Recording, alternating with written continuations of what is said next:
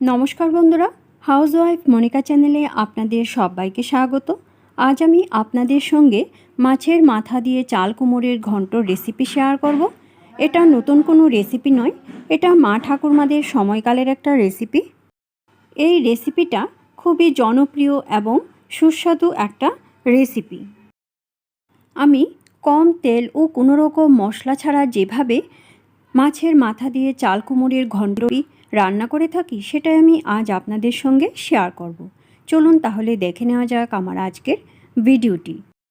রেসিপিটার জন্য একটা মাঝারি সাইজের চাল কুমড়ো নিয়েছি। চাল কুমড়োটা খোসা ছাড়িয়ে খুব ভালো করে ধুয়ে তারপর কুচি করে কেটে নিয়েছি। কড়াইয়ে বেশ খানিকটা তেল দিয়ে দিলাম। তেল ভালো করে গরম করে নিয়ে দিয়ে দিলাম একটা ফাটিয়ে নেওয়া শুকনো লঙ্কা, আর দিয়ে দিলাম 1/4 চামচ মেথি কালো জিরে। ফোড়ন ভালো করে ভেজে নেওয়ার পর দিয়ে দিলাম অর্ধেকটা মাছের মাথা আর 1 পিস মাছ। এখন লবণ আর হলুদ দিয়ে মাছ ভালো করে ভেজে নেব। আমি এখানে রুই মাছ নিয়েছি। মাছগুলি হালকা একটু ভেজে নেওয়ার পর আমি মাছগুলি ভালো করে ভেঙে দেব, তাহলে মাছগুলি খুব সুন্দর করে ভাজা হয়ে যাবে। মাছের থেকে যখন সুন্দর একটা গন্ধ বেরোতে শুরু করবে তখন মাছ আমি একটা সাইডে রেখে তারপর দিয়ে দেব এর মধ্যে কুচনো আদা কুচি দেওয়ার পর আদা ভালো করে ভেজে নেওয়ার পর আবার মাছের সঙ্গে মিশিয়ে ভালো করে ভেজে নেব। চুলার ফ্লেমটা লো টু মিডিয়ামে করে আস্তে আস্তে সব কিছু খুব ভালো করে ভেজে নেওয়ার পর এখন দিয়ে দেব আগে থেকে কেটে রাখা চাল কুমড়ো দেওয়ার পর দিয়ে দেব পরিমাণ অনুযায়ী লবণ আর পরিমাণ অনুযায়ী হলুদ।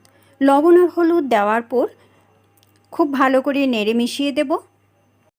এর মধ্যে দিয়ে দেব 4টা চেরা কাঁচা লঙ্কা।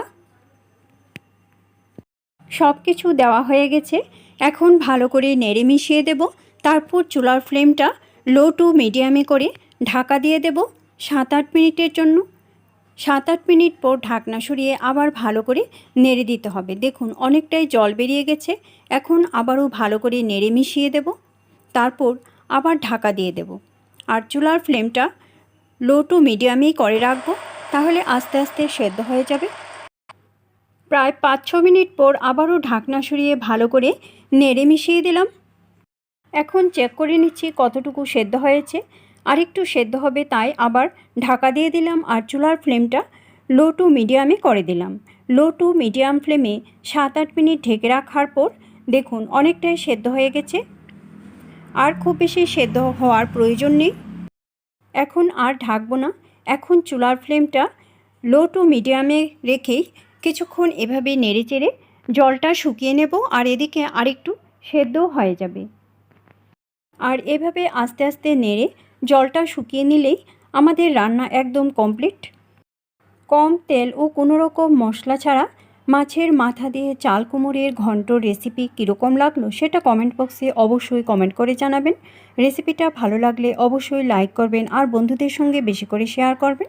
এইভাবে আপনারাও বাড়িতে ট্রাই করবেন, আশা করি আপনাদের কাছেও খুব ভালো লাগবে। আর আমাকে কমেন্ট করে জানাবেন কীরকম লাগলো।